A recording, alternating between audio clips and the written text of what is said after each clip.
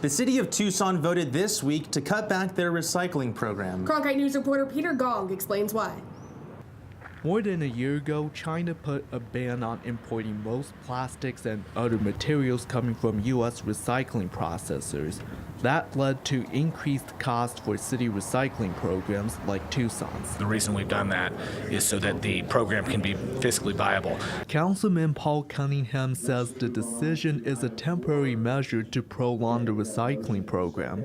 It will save the city an estimated $1.4 million every year in recycling costs. Carlos de la Torre says China's requirement that recycled items have very little contamination on them hurt. The restriction was that the acceptable contamination of the recyclables going to China was about 4%. Since the change, that basically made a modification going from 4% to a 0.5% contamination.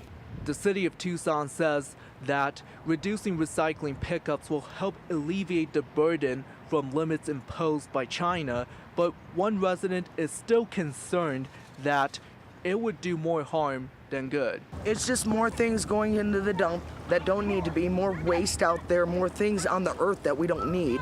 De La Torre says Tucson will do more public outreach and make it clear on how the new recycling schedule will affect residents.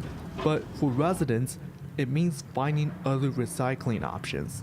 I would mind having a problem doing that, but you've got to have the transportation and the means to move all this stuff to another location, and a lot of people don't have that. In Tucson, Peter Gong, Cronkite News. Cronkite News reached out to the city of Phoenix and Flagstaff to see if those cities are considering cutting back their recycling programs.